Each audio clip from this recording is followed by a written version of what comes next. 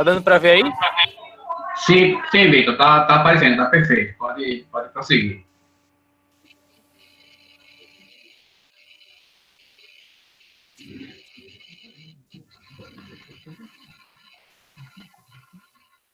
Passou o slide? Sim, passou. Tudo perfeito. Então, boa tarde a todos, professores, meus colegas bolsistas, alunos, convidados. É uma grande honra para mim participar desse evento. Eu participei hoje de manhã e agora mais uma vez à tarde. E agradeço ao professor Raimundo pelo convite. E eu vou falar de um tema que eu gosto bastante, que é a física na medicina, mais especificamente no COVID. Eu vou dar uma explanação geral sobre a física médica, suas áreas, algumas aplicações no ensino médio, né, porque o grande público aqui também é aluno do ensino médio. Eu sou tecnólogo em radiologia e vou dar início à apresentação aqui. Aqui eu tenho um pequeno roteiro da minha apresentação, vou começar com a motivação, que é uma coisa que eu sempre aprendi a fazer, né? Toda aula que eu ministro eu começo pela motivação, porque é importante a gente estudar física médica. Os objetivos que eu tenho com essa apresentação, a minha introdução, o exemplo de tópicos, temas transversais de projetos, a conclusão do artigo e aplicação de COVID e, por fim, as referências. Sim, gente, qualquer coisa pode... não dá para me interromper agora por causa do tempo, mas qualquer pergunta vocês podem escrever aí e no final a gente vai abrir para a pergunta e o professor Raimundo disse que quem perguntar pode ser que ganhe algum ponto aí. Então anotem as perguntas. Hoje de manhã não teve nenhuma, eu gosto quando eu pergunto, então perguntem. Então, a motivação para estudar física médica é uma área essencial para a medicina, né? Segundo a Organização Mundial de Saúde, a OMS, é necessário ter de 5 a 20 profissionais por milhão de habitantes. Fazendo uma média aí, colocando cerca de 12, 13 profissionais por milhão de habitantes, o Brasil tem um déficit de mais de 1.000 profissionais. E a gente sabe que não se forma nem uma centena de físicos médicos por ano, né?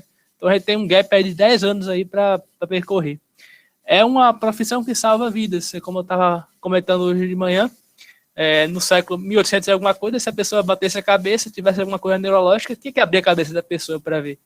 E hoje em dia, com a tomografia, com a ressonância, você vê, às vezes, já não precisa nem abrir a cabeça da pessoa, só com algum outro tratamento, radiocirurgia ou alguma coisa desse tipo, que não é invasivo, né, só com radiação você consegue tratar. Melhora a qualidade de vida de muitos pacientes. Quando a física médica não auxilia a diagnosticar e tratar, ela pelo menos faz com que a qualidade de vida seja melhor. O paciente decida menos dor. Por exemplo, um professor meu, ele trabalhava com medicina nuclear aplicado a metástase óssea. Metástase óssea é um tipo de complicação do câncer que é muito difícil de tratar. Normalmente os pacientes são terminais. E ele desenvolveu um protocolo com samário, né, que é um elemento radioativo, que faz com que as dores dessa patologia sejam reduzidas. Então, quando a física médica não auxilia a diagnosticar e tratar, ela pelo menos auxilia na qualidade de vida dos pacientes. A pesquisa em física médica aplica conhecimentos de várias áreas, de ponta, como física de partículas, a parte de eletromagnetismo, que vocês vão estudar aí no terceiro ano do ensino médio, a parte de física nuclear, lá que começou com o Rutherford, com aquele experimento das partículas de ouro, né, do descobrimento do núcleo do átomo, da eletrônica, né, que a gente tem os circuitos elétricos que tem no aparelho de raio-x, tomografia, ressonância, a parte da óptica, biologia celular, bioquímica, genética, radiobiologia, que é a interação da radiação com o tecido vivo. Então, são vários campos científicos que a física médica tem suas aplicações. E o método diagnóstico é importante para pacientes com COVID também. Apesar de não ser o diagnóstico, né, você não diagnostica com o exame de imagem, você utiliza PCR, aqueles testes rápidos, mas o exame de imagem ele pode auxiliar também nesse quadro de COVID. Os objetivos da minha apresentação: conceituar a física médica, né, que é uma área que pouca gente conhece. Né? Se eu tivesse aí, eu perguntaria para levantarem a mão quem conhece a física médica. Eu acho que pouca gente ia levantar a mão. Aí, vamos sanar isso aí. Descrever as áreas de atuação do físico médico, corresponder com os conteúdos do ensino médio, né, porque a minha primeira apresentação dessa palestra aqui foi sobre isso, sobre ensino médio. Aí o professor Raimundo pediu para eu focar em COVID agora, tentar agradar os dois públicos também. E ver a aplicação de diagnóstico de COVID. Na introdução, o que é física médica? É o campo da física que abrange as aplicações de conceitos e técnicas físicas para o diagnóstico e tratamento de imagem da saúde. Né? Então, ele vai ser a aplicação de todos aqueles conhecimentos que eu mostrei ali, de todas aquelas áreas, para diagnóstico e tratamento. A física no médico no ensino médio é um tópico dos conteúdos que podem ser ilustrados com exemplos da física médica. Eu vou mostrar mais adiante vários tópicos de física, de química, de biologia e até de história podem ser ilustrados com conceitos da física médica. É o segundo campo da física que mais falta os profissionais, ele só perde para a docência, né? Então, a gente, infelizmente, a licenciatura, né, em qualquer área, e na física não é diferente, muita gente não escolhe, né? Não gosta da parte de docência, é uma pena isso. E estamos tentando mudar isso, né? Com a nossa formação. Mas, em segundo lugar, já tem uma física médica, o pessoal também não conhece essa área e também não se forma. A física médica é um campo incluído há décadas na classificação brasileira de ocupações do Ministério do Trabalho e do Emprego, né? Não é uma coisa nova, não, já tem de algum tempo.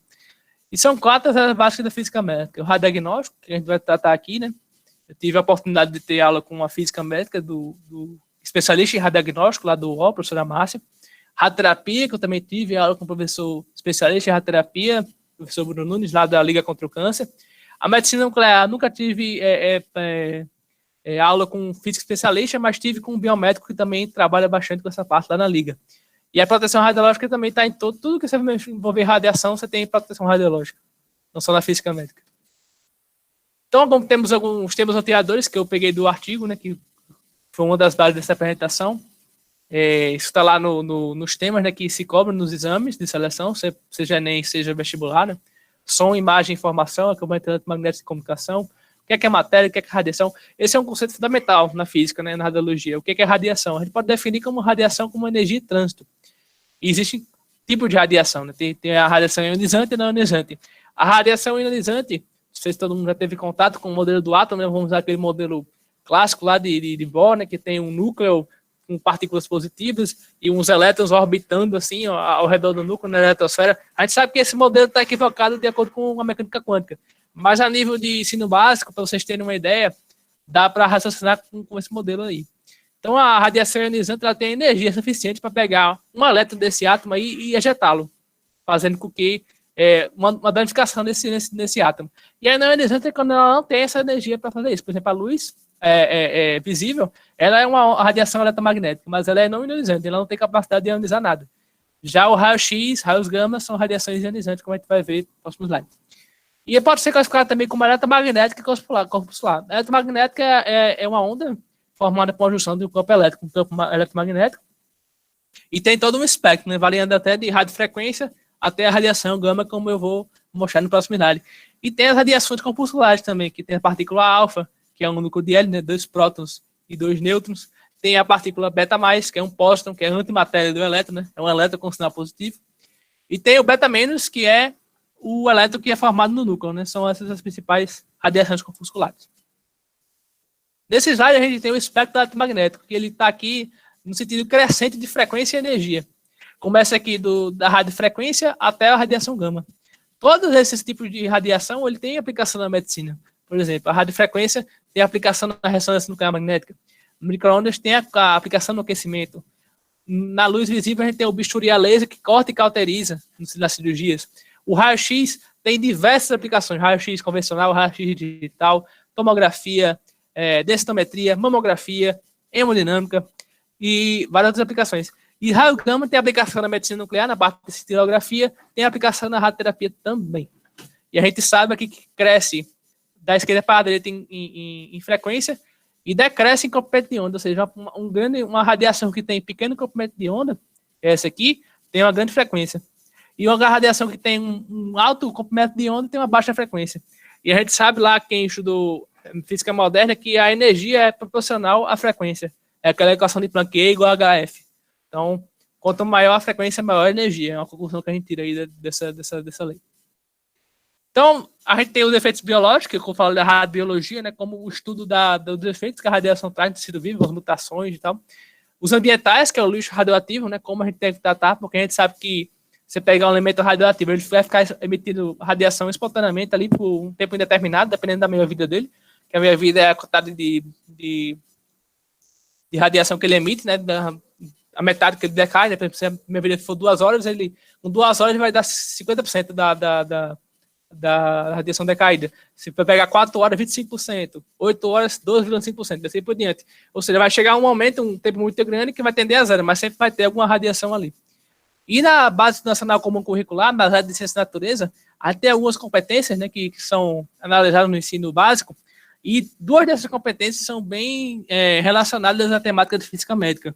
A primeira é a específica 1, que diz que, assim, que nos fenômenos naturais e processos tecnológicos, com base na interação e relação entre matéria e energia, ou seja, o aspecto da física, para populações individuais e coletivas que aperfeiçoem processos produtivos, minimizam os impactos socioambientais e melhoram as condições de vida em âmbito local, regional e global. Então, a gente não está preocupado só com a carga da gente, a gente está preocupado com o Estado, o país e o mundo também.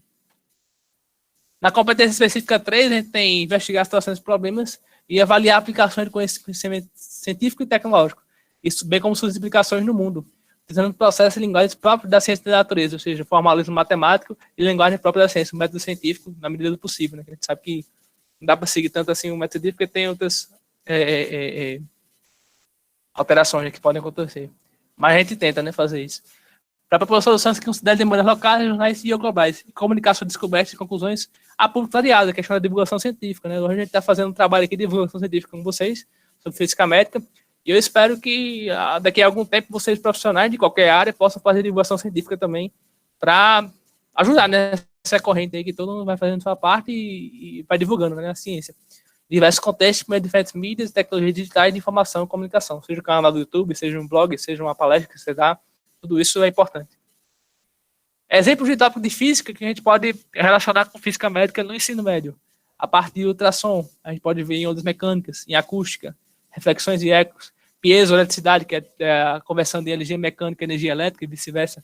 Na parte de raio-x, a gente pode ver ondas eletromagnéticas, óptica física, que é uma temática que não é muito trabalhada, mas tem a parte de difração, polarização, óptica geométrica, já que é já mais trabalhada, com a parte de sombras e penumbras.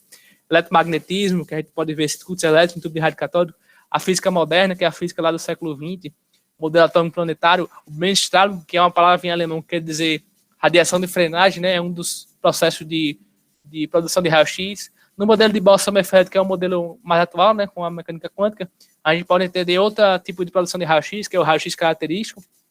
E as radiações ionizantes, a gente pode analisar pela interação da radiação com a matéria, como a blindagem, como barrar uma radiação, a dosimetria, o cálculo da dose, e a teoria quântica, a gente pode estudar os fótons e aplicações deles.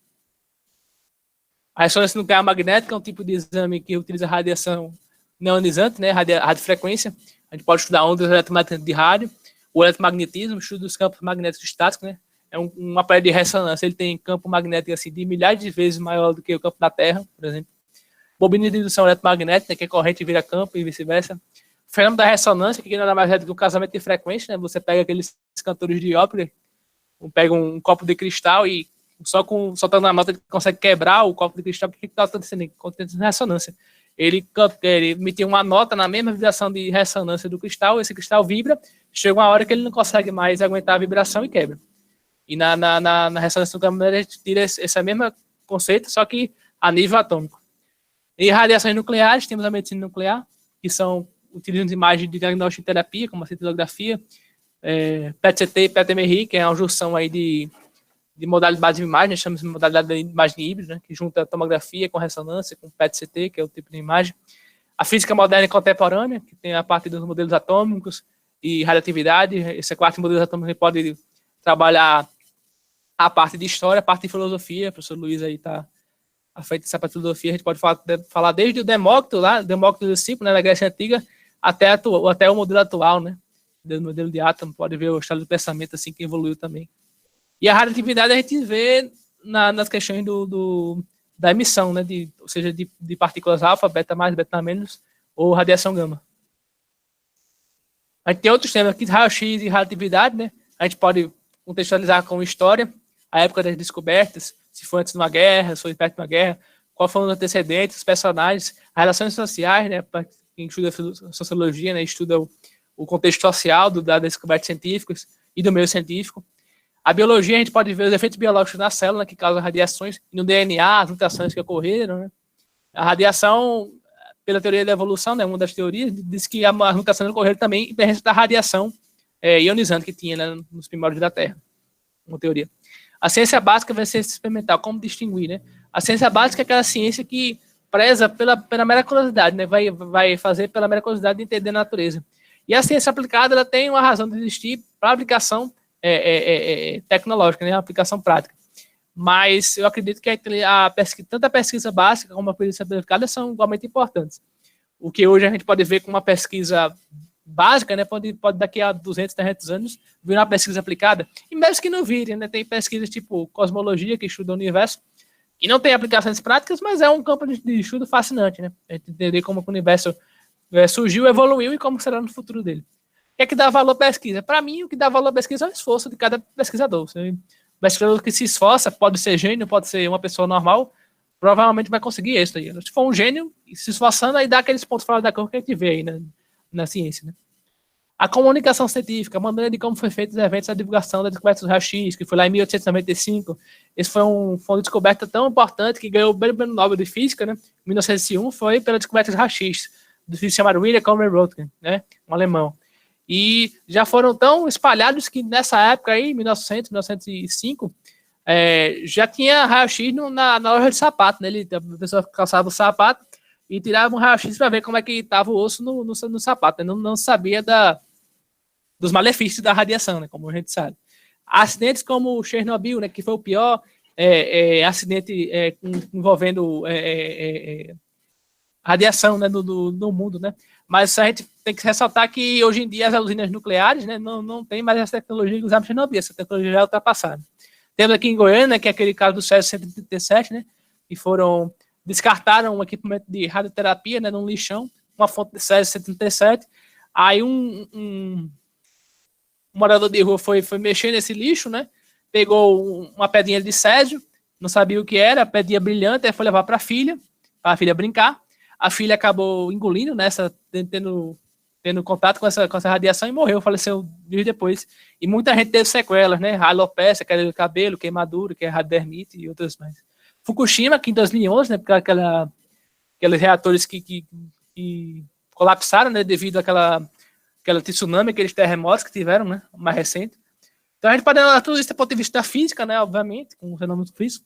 Do português, aí temos a professora Rebeca Pinheiro, né, que é da área de português, né, a gente poderia fazer uma redação sobre isso, né, como os benefícios e malefícios da radiação, né, porque todo esse tipo de radiação é como se fosse, o professor fala mesmo, que é como se fosse uma faca, né. Uma faca você pode passar manteiga no pão, pode fazer um sushi, ou pode esfaquear uma pessoa. Então a radiação é mais ou menos isso aí. Você pode utilizá-la para o bem ou para o mal, né? E até mesmo nas artes, né? A gente pode aplicar esses conhecimentos. A radiação e a energia nuclear, como eu falei, tem todo um risco, um preconceito. Hoje em dia é minimizado. Pra você ter ideia, o 30% da radiação da energia elétrica produzida na França é de origem nuclear, então é um negócio bastante seguro, bastante proveitoso, eficiente, né? De 1 grama de urânio você tirando muitos joules de energia, em comparação com a energia hidrelétrica, por exemplo, que é o que a gente mais utiliza no Brasil. E é uma área que eu acredito que estará bem desenvolvida daqui a alguns anos aqui no Brasil também. Então, tem que analisar vantagens e riscos do ponto de vista popular e do ponto de vista da física, da química, da história, da filosofia e da biologia. A carreira do físico médico eu vou pular, porque não é tempo. Então, a conclusão do artigo é que a física médica é uma área desconhecida, né? Então, eu espero que com essas palestras conheçam mais, né? Vocês comentem, os alunos comentem com os seus familiares e amigos sobre essa área, né? Poucos trabalhos científicos publicados no Brasil sobre essa demanda prática do ensino de física, né? E a gente tem que melhorar isso. A publicação do livro Introdução à Física Médica, que é um livro muito bom, muito curtinho, e um final de semana você lê e traz informações bastante relevantes sobre a história da medicina, da física e da biologia. A utilização de conceitos práticos da física médica no ensino básico, né? E motivar os estudantes a proporcionar também temas relevantes, como radiação, energia nuclear, lixo nuclear, como eu falei. Estimular a formação na área, né? Quem sabe daqui a alguns anos, alguns de vocês não viram físico médico, né? Tem várias áreas aí para se especializar. E fazer com que os professores de ciência dessas temáticas, não só os professores de ciência da natureza, como de outras áreas também, para enriquecer a temática, né? Afinal de contas, estamos com esse ensino aí voltados para o Enem, né? O Enem preza a interdisciplinaridade. Aqui eu tenho um mapa mental do artigo que ele faz uma relação entre as áreas da física médica com as áreas da física. Por exemplo, vocês estão estudando agora no primeiro ano do ensino médio, mecânica. Aí tem as colisões elásticas e inelásticas. Aí tem relação com ultrassonografia. A parte de eletricidade tem a ver com outros tipos de áreas da física, porque a gente tem a medicina nuclear, diagnóstico de imagem, radioterapia e proteção radiológica. A física moderna, a parte de modelos atômicos, fótons e aplicações, a radiação e a radioatividade, um link com a biologia, efeitos biológicos da radiação, danos no DNA, mutações, a parte de química, a ionização, a dissociação de moléculas. história, a gente tem a Segunda Revolução Mundial, as guerras, né? O uso das radiações nas guerras, né? Que desenvolveram bastante. A gente sabe que a humanidade é o desenvolvimento científico maior que tem nas guerras, né? Infelizmente, a gente tem essa motivação só para o mal, né? Infelizmente, a motivação é essa. Tem algumas aplicações agora, já estamos entrando na parte de Covid, né, que é a parte que interessa mais, né, no seminário. A proteção radiológica, os 6 principais conceitos de proteção radiológica são os 3 princípios e as 3 diretrizes. Os princípios são justificação, otimização e limitação de dose. Na justificação, todo exame de imagem ele deve ser justificado, ou seja, o médico não pode pedir só porque ele acha que deve pedir. Tem que ter uma justificação, com suspeita de patologia. Ele deve ser otimizado, deve-se utilizar uma dose de radiação compatível com o tipo de exame, né? Você não pode nem colocar muita radiação para a imagem ficar perfeita, mas o paciente ser muito ionizado ali, né? Irradiado. E você também não pode colocar pouca radiação, o paciente não vai ter muito dano, mas também a imagem não vai ser laudável. Então você tem que estar... É a guerra que o tecnólogo radiologista tem, né? Entre o físico, que quer que você coloque uma dose mínima, e o radiologista quer que você coloque uma dose mais alta para ele conseguir laudar melhor.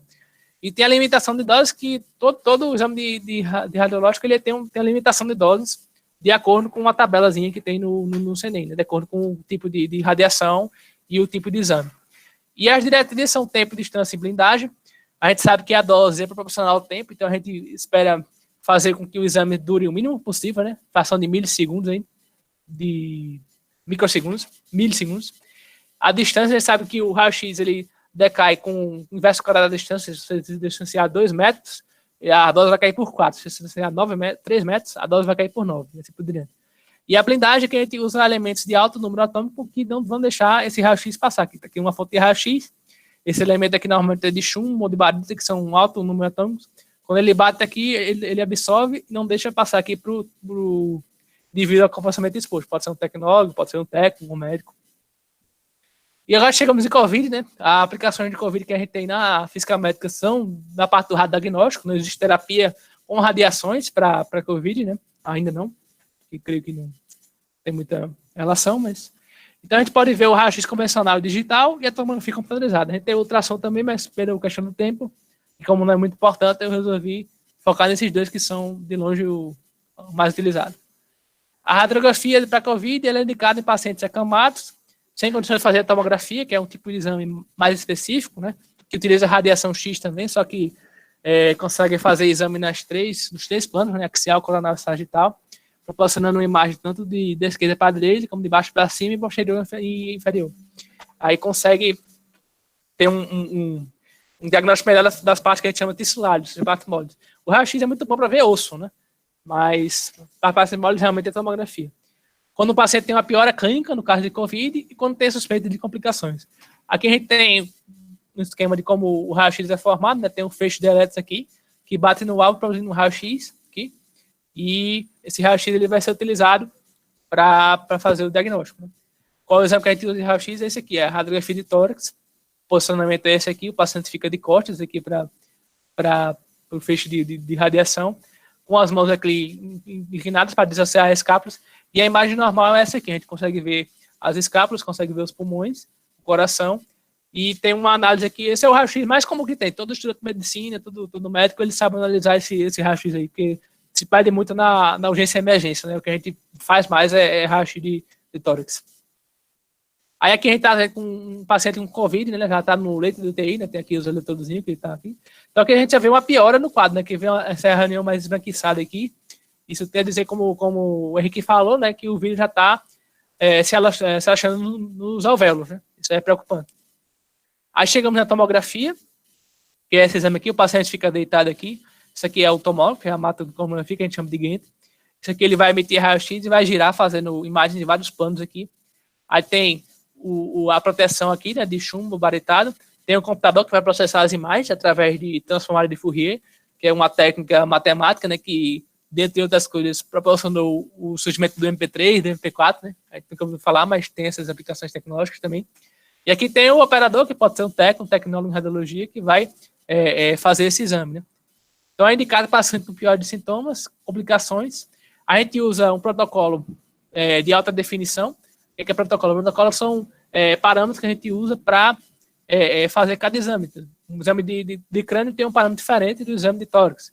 A gente mexe com a energia do feixe de radiação, que a gente chama de quilovoltagem, né? KVP, quilovoltagem de pico. Mexe com a corrente, que é medida em miliamperagem, né? Por segundo. E não utiliza contraste. Contraste é uma substância que a gente usa para dar realce no exame, né? Aí, nesse protocolo para COVID, segundo o Colégio Brasileiro de Radiologia, a priori não utilizar contraste, a menos que o médico radiologista tenha alguma achar que é necessário fazer a utilização de contraste. Aqui a gente tem um paciente na fase inicial da COVID, com a tomografia, no plano axial, né? E vocês veem essas bolinhas brancas aqui, a gente chama de, os radiologistas chamam de vidro fosco, né?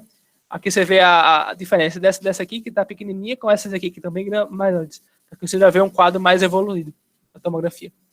Então, quais são os achados que a gente tem na tomografia para COVID? Na fase inicial, cerca de 50% dos casos, a tomografia vai dar normal, ou seja, parece que o paciente não tem nada. Então, por isso que é importante, a tomografia não serve para diagnóstico, ela serve para complementação, né? O diagnóstico que dá pelo PCR, pelo teste lá do GG e IgF, aqui, que são os anticorpos, né? Então, opacidades focais, contaminação em vidro fosco, considerações, que é aquele caso que eu mostrei ali, né? Aquelas manchinhas brancas que tem aqui, que chamam de vidro fosco. Opacidades multifocais bilaterais, ou seja, dos dois pulmões. Lesões pulmonares de distribuição periférica em 22% dos casos, ou seja, o pulmão ele vai irradiando de dentro para fora, né, periférica. Na fase intermediária, 3 a 5 dias, a gente tem a TC sequencial, tem demonstrado progressão das lesões pulmonares, ou seja, pega um paciente fez uma tomografia com o terceiro dia, do quarto com o quinto, a gente já vê uma progressão dessas lesões pulmonares. Vai dar normal aí, menos de 10% dos casos, ou seja, já é mais interessante, né, fazer a tomografia nesse tipo de fase aí. Consolidação em cerca de 100% dos casos, né? O complemento é bilateral, em sua maioria, 76%, comete os dois pulmões, com distribuição periférica, né? E a opacidade reticulares são mais raras, né? Aproximadamente 9% dos casos. E a gente tem um caso clínico lá do CBR, que eu coloquei aqui, uma paciente do sexo feminino, de 59 anos, apresentou quadro de febre para viagem internacional. O exame do PCR foi positivo para a Covid-19. E a tomografia foi feita com 5 dias após o início do quadro. Então a gente já vê, ó, ele facilitou aqui a vida para a gente, já marcou com asterisco as alterações, que são opacidades em vidro fosco também. Então isso aqui foi bastante bacana, porque às vezes a gente pega uma imagem dessa e não sabe muito identificar, que a gente não é radiologista, né, nem médico, mas aqui ele já colocou no artigo a identificação dela para a gente. E já na fase tardia, entre o 6º e o 12º dia, a gente só vai ter uma tomografia normal em 5% dos casos, ou seja, nesse período aí já é bem interessante fazer uma tomografia, porque vai mostrar alguma coisa. A consolidação em 60% dos casos, né, já cresceu em relação ao caso anterior. O envolvimento bilateral é cerca de 32% dos casos, né, comparado com o outro, né, que era só 76, agora já foi para 88, né, com distribuição periférica também. As opacidades reticulares já são em torno de 20%, né, comparado com os outros lá era só 9%, agora já tem uma evolução de 20%. E ocorre diferentes graus de correção nas alterações pulmonares. Mas não pode ocorrer redução completa até por volta do 26º dia, ou seja, até o 26º dia já tem alterações na tomografia, por causa de Covid. O resumo dos achados é um padrão diversificado de doença pulmonar na tomografia, mas com características musculares. Bilateral, ele acomete os dois pulmões, é periférico e basal. A morfologia é arredondada, né, forma alto esférico, e a ausência de linfonodomegalia, né, que é o crescimento dos linfonodos, derrame pleural, que é o líquido na cavidade do pulmão lá, a escavação e os nódulos também. A evolução dos achados com base na duração de infecção, né, 100% dos pacientes podem ter TC normal até 2 dias de sintomas, então não compensa muito fazer tomografia até desses 2 dias, né? Pode dar um falso negativo, né? Pode ocorrer a organização em fibrose no cenário da doença pulmonar grave. E o radiologista tem que considerar outros diagnósticos quando tiver derrame pleural, linfonodomegalia, lesões pulmonares escavadas, né? Padrão de pneumonia lobar, né? Às vezes o raio-x, a raio-x da tomografia confunde com pneumonia, né? Como o Henrique falou também na palestra dele. E para ter um padrão centro-lobular, que seria uma árvore de brotamento. É um tipo de patologia que tem dessa árvore de brotamento. A referência que eu utilizei, né? Com esse artigo aqui sobre a física médica, esse aqui também. O site do BFM, quem tiver interesse em física médica, acessar, porque é essa organização que faz o exame de seleção, né, para especialista em física médica, nas 3 áreas, radiodiagnóstico, radioterapia e medicina nuclear. Aqui a gente tem o canal da FAMB, né, que é Física Aplicada à Medicina e Biologia da USP, que é um canal super interessante, que ele é um canal do YouTube da pós-graduação em Física Aplicada à Medicina e Biologia da USP. Então tem várias palestras lá em vários temas, né? Então tem radiobiologia, radioterapia, radiodiagnóstico, a parte de biofísica, de sistemas complexos aplicada à biofísica, é bem interessante. E temos o livro do Terini Machado, que é uma introdução à física médica, da antiguidade aos tempos atuais, que ele mostra lá desde a antiguidade dos gregos até a idade contemporânea agora, a evolução da física médica.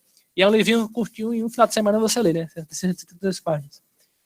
De referência de Covid, eu utilizei o traçado de imagem da Covid-19, indicação de interpretação, guia do Colégio Brasileiro de Radiologia, as recomendações do uso de imagens de imagem para pacientes suspeitos de infecção pelo Covid, que também é do CBR, Colégio Brasileiro de Radiologia, que é o órgão máximo de radiologia no país. Né? A gente tira as informações dele. E 2 cursos que o professor Rafael Ruiz, que é um tecnólogo em radiologia, né, mestre em radiologia, ele deu a anatomia radiológica na palma da mão e posicionamento radiológico na palma da mão. Para finalizar, eu gosto muito dessa frase que o professor meu falou, eu nunca mais esqueci. Os olhos podem iludir, os sorrisos podem enganar, mas tomografias sempre dizem a verdade. Muito obrigado a todos, estou à disposição para qualquer questionamento. Obrigado.